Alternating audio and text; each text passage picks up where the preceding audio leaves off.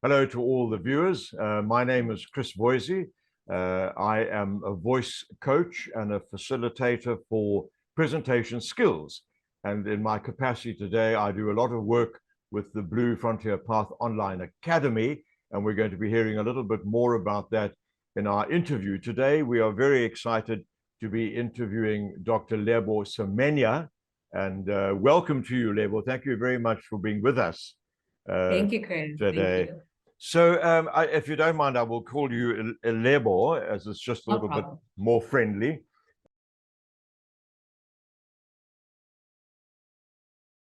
But your background is obviously in chemical engineering, and you are currently a senior lecturer at the Johannesburg Business School. So, Lebo, just give us a little bit of your background. Before you moved into the academic sphere, you were in the water sector, am I right? I was in the water sector, yes, Chris. I was a chemical engineer in the water sector for about 15 years. So it was quite a long time that I was in the sector and learned a lot. And then once I completed my PhD, I realized and felt very strongly that I needed to move into the academic space, academia. And that's when I did that. So that was in 2022. So my career in academia hasn't been long, but I've learned so much in the short time that I've been in academia. Yes. That's marvelous. So obviously it's in that sort of field that we're talking this morning, because we're talking about people studying further. And as we were saying offline before we started the interview, this is such an important thing that's going on all over the world, of course. People are upskilling, getting better educated, being better qualified to do the jobs that they do. In South Africa, it's particularly important because we're almost playing catch up in this country as far as that is concerned.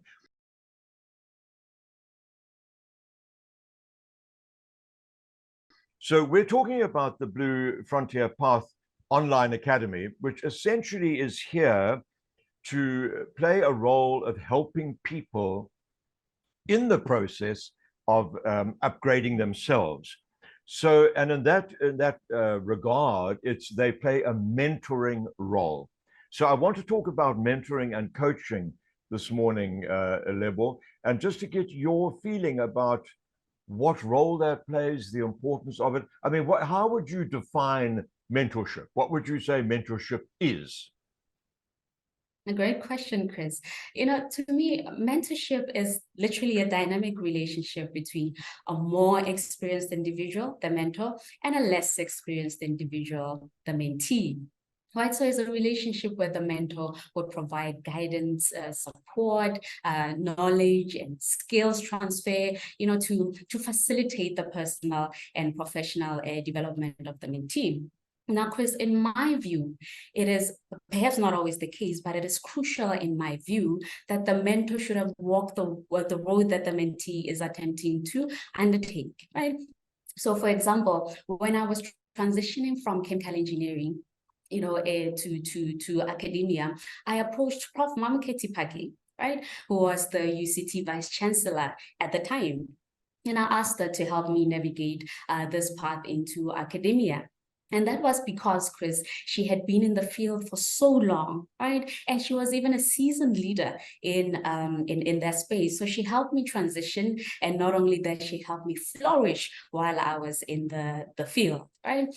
Now, in the context of business and basically the role of mentorship, in my view, is that, mentors can help us quite a bit. First of all, they can help us with knowledge transfer. Right, so a mentor can pass down their wisdom, they can pass down technical skills, depending on the field that you are in, and as well as soft skills, especially when you're in business, such as leadership skills, decision-making skills, to navigate the business landscape more efficiently. And secondly, I think mentors really can help us in developing our careers, right? So mentors can assist one in, providing professional growth strategies, for instance, and guidance. For me, for instance, when I wanted to transition from being a researcher to a teacher, I approached Prof again. How do I now transition to, the teaching role?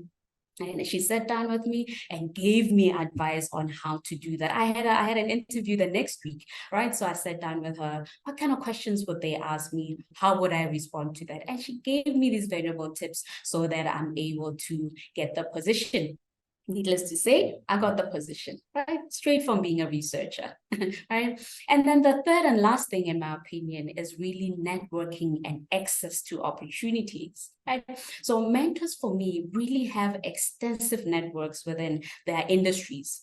So as a mentee, you can gain access to these networks, and these can open doors and opportunities for you. So that's my description of mentorship, Chris.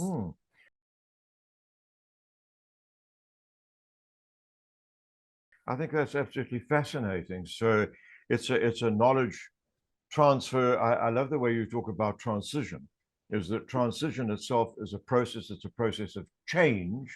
And very often as human beings, we are resistant to change. And yet we need to make changes. We make changes in our own lives. And in your sort of role, and in the role that you would have played in business, you're helping other people make changes in their lives. So a change is a given. It's going to always be there. And the mentorship helps that take place. Now, if we look at business, because you've been in both areas, Lebo, you've been in business, well, as you say, with Rand Water for some years, 15 years, and now you're in the academic field, academic area. If we talk about business specifically, what role do you think mentorship plays in business specifically today? Yeah, So I think you might have answered that, but actually, let's just go through there again. Yeah, I think for me, in terms of career development, right? Succession planning, for instance, you might be identified as somebody who can be in the leadership position. We can be head of department, and you need somebody to hold your hand to show you how to be that, or what activities are required in that space. So mentorship is important in that sense, especially in business. Or for instance, you want to become an entrepreneur. Right? It's in a field that perhaps you haven't been in, or you're struggling with a number of things. And I think that's where mentorship can actually assist you, because there are a number of people who have walked that road, who have started in a small business and now they own big businesses, and they've walked that journey and can assist you in that particular manner. So whether it's in your career, or you want to be a leader, or you want to be an entrepreneur, I really think that mentorship would be very important in that sense.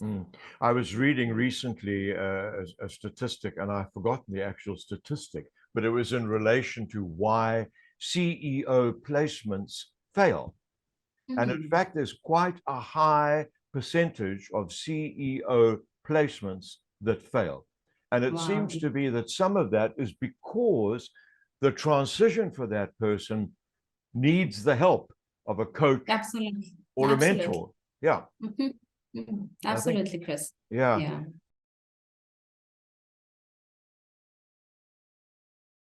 Okay, so if we move from the business area and look more at academia, obviously with Blue Frontier Path, what they're doing is they are helping people with their dissertations, with their work, their theses, whatever it is that they're doing, an MBA, an MPhil, a PhD, a degree, an honors degree, whatever it is. The organization exists, I think one could say, in a way, we're here to hold your hand through the process and to provide that mentor. You think that's important, Lebo? I think, again, you probably answered that in what you said, but that plays an important role specifically in someone trying to get themselves a higher degree. Oh, yes, absolutely. Mentorship is absolutely important, in your academic journey. Some of us didn't really have the opportunity, for instance, when I was doing my MBA, to have a mentor who would walk the journey with me and assist me. And I had a bad supervisor as well. My sister experienced the same thing, where you have a bad supervisor. So you find your own way, but that is not, the way that we want our students to, transition into the academic journey in that particular way. What would be good really is that, for instance, if you had a good mentor. For me, that started happening when I was doing my doctorate. I had a very good supervisor. but he was a supervisor and not particularly a mentor. Right. And now what had happened was that I leveraged some of that mentorship aspects from him. Right. So not only was he my supervisor, he was also my a mentor in some aspects. So for instance, if I had financial trouble, he would assist me with his research portfolio. Or if I had emotional trouble, or anything to that effect, he would encourage me so that we finish on time. So it's quite important in my view that one would, basically have a mentor in the academic journey.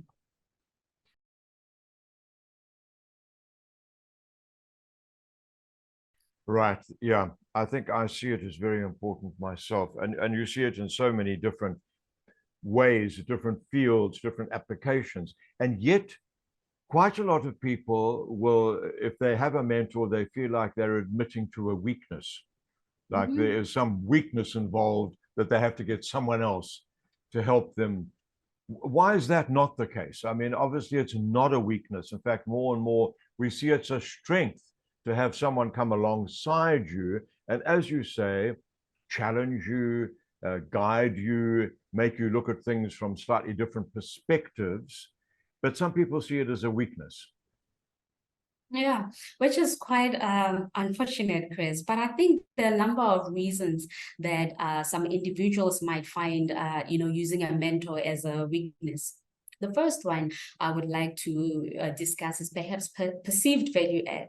Right. So some people might think that, a mentor might not add any value in my life. Chris, let me tell you a short story of one day when I was standing by the pyramids in Cairo, standing there alone, right? And for the purposes of social media, I thought to myself, let me just take pictures to just show where I am, right? So I walked around, snapped the picture here alone. Walked over there, snapped the picture there alone. But it was very obvious to me that I'm not capturing where I am. I'm at the pyramids in Cairo, and what I'm trying to do is not working, right? And suddenly, out of nowhere, a local woman who's selling these head wraps, sometimes they're black and white, sometimes they're red and white, she just approached me, right? And put one on my head without speaking any words, nothing like that, right? And she took the phone from me and started showing me how to take pictures by the pyramids. Right. So it was clear to her even that what I was trying to do was not going to work. So she showed me how to pose around the pyramids because she had been there for quite a long time. She's there every day, right? So she sees how people take creative pictures of the pyramids. So she guided me in different angles. Not only that, Chris, she introduced me to a friend of hers, perhaps, and this man had a donkey carriage, right? So introducing me to a contact, right?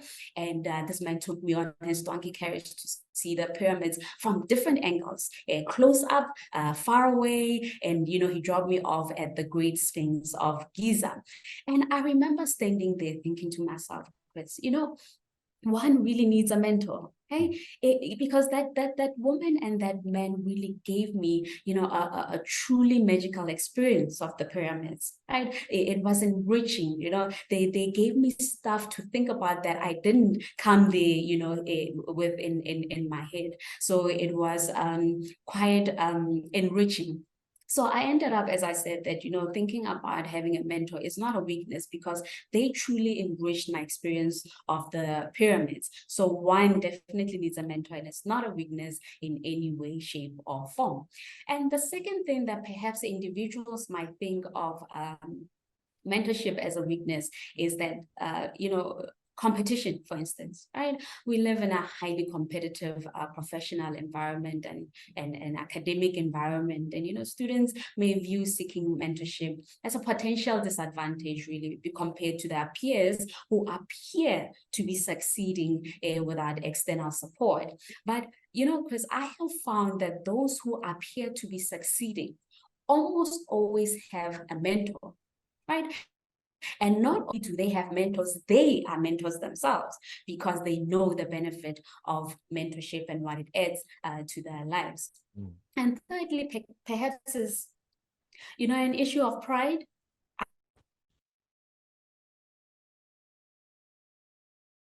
What other comments would you like to make about mentorship level that might be able to help our viewers? I think, Chris, just to continue from that point, perceived competition, right? We live in a highly competitive academic and professional environment. And I think that perhaps students may view seeking mentorship as a potential disadvantage compared to their peers who then appear to be succeeding without any external support.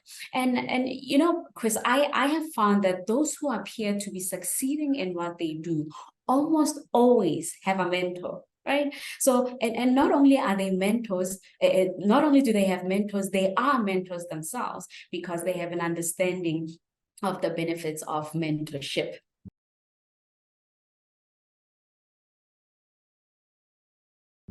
Another thing that you know, I think the students might see mentorship as a weakness. Another reason, perhaps, is pride. You know, some individuals think that asking for help means that they are admitting to not being good enough in a particular area, right? So they might feel embarrassed to ask, or they might feel ashamed to ask, which is quite unfortunate. In my experience, you know, I speak from a supervisor point of view than a mentor point of view. I have noticed, Chris, that the students who continue on their journey and get to finish are those who ask for help, right? Whether in their studies or in anything that is personal that is going on in their lives. They ask me for assistance as a supervisor.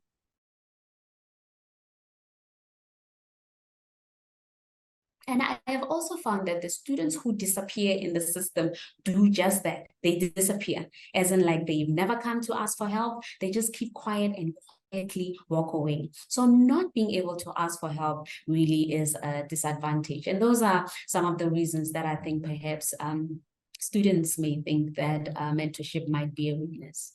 Yeah, I think that's very interesting. I couldn't agree with you more that, you know, we all need help in some way or another, particularly when you're going into something new or going into territory that you don't fully understand because you haven't really been there before. So someone else who has been there before can really help you with the understanding of the aspects of that territory.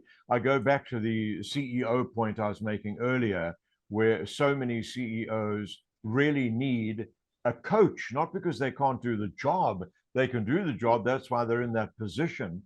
But when Absolutely, Chris. when they're new in the position, you know, there are aspects of it, cultural, the company culture, which is something you really have to learn about. And very often someone helps you learn about that culture because it's not immediately apparent.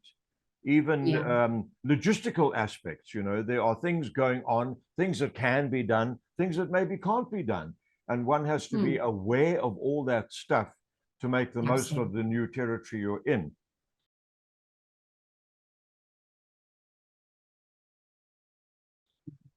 Very nice. Well, I think those are fascinating examples, Lebo. I think that we've got a wonderful amount of information from you, and I'm just wondering if there's anything else that we could chuck into the discussion. One of the questions I was going to ask is your personal experience of mentorship, but you've spoken about that during the course of the discussion. Is there any final thing you'd like to add to those people who might be watching this video and thinking, should I, shouldn't I, you know, what should I do? Yeah, I think perhaps one of the big questions might be then, if mentorship is so important, where does one find a mentor? Right. So there are platforms like Blue Frontier Academy, where, you know, your organization has a network to a number of CEOs of very prominent people who can assist as mentors. I personally found Prof. Mamketi on another platform that's called Mentorship Boardroom. And so what happens is that you find that there are platforms where these prominent people actually go to and then offer themselves as mentors. You know, they offer their services. So it's for students to actually go to those platforms and ask for such information or asked to be mentored. And one other thing that I found really works for me in this space is that you have to be courageous. right? You have to be bold in seeking out a mentor, somebody who's going to help you or assist you in this space. Chris, when you think about it, to approach someone like Prof. Mamoketi-Phakeng, who is a vice chancellor of UCT, and I'm just coming off from nowhere, I'm no one, and I'm asking her to help me transition into academia, that requires boldness, right? And so I found that that is one of the things that, you really have to be bold in seeking out, mentorship.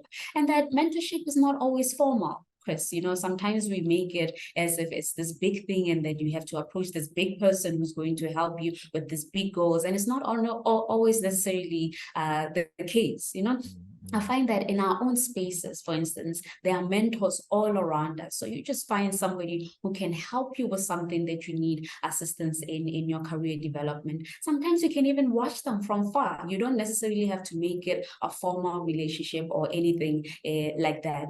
And sometimes you find that you're so good at what you do that you get noticed by people who are in the positions that you want to be in, right? So you become a potential mentee. But they won't come to you and say, look, I think you'd make a great mentee or something to that effect, right? You just see yourself being put under the wing and, you find yourself being guided by them. So I'm saying all these things because these are the things that are happening to me, right? And I have to embrace them and see them as mentorship. It does not necessarily have to be a relationship that looks like mine and Prof. Mamoketi's relationship. I have many people at JBS that act as mentors informally so that I can get to where I need to get to. And the last thing really that I found works for me in the mentorship space, Chris, is that you need to be mentorable. Right? When you start reaching these high positions, you think you know it all and so on. And it's look, you're very good at what you do. But if you're going to approach a mentor, see people as your mentors, you have to be mentorable. It might be a word, it might not be a word, but you understand what I'm trying to get to. Be teachable, right? So if a mentor tells you, this is what I have done, I suggest that you take this route, and they will take it. Take the word and do what they're saying. And I found that that has worked very well for me, in my experience. It has gotten me to where I am today. For instance, that interview that I was telling you about with Prof. Mamoketi, that specific words she gave me to say. And when I said them, that got me the interview. So don't think you're very smart, just be teachable and mentorable. And those are my experiences, Chris, that I'd like to share. So, Dr. Lebo Mosupye-Semenya, thank you so much. This has been a wonderful conversation. I love your closing remarks there. Be bold. You're not alone. None of us are alone in this life. We have a whole network of support if we would just access it. And sometimes it takes courage to go out there and ask for help. An organization like Blue Frontier Path Online Academy exists purely to help. It exists to be a helping hand in your, because it's a struggle. You're out there, you're trying to carry a job, maybe you're trying to carry a family, you've got all these demands on your life, and then you decide to do a PhD or whatever it might be. That is a lot of stuff. So to get whatever support you need is just the right thing to do. Absolutely. Thank you very much, Lebo. Thank you, Chris. It's been wonderful to chat to you. I hope we can chat to you again sometime. I'd love that. Thanks, Chris. Thanks so much. Bye. Bye-bye.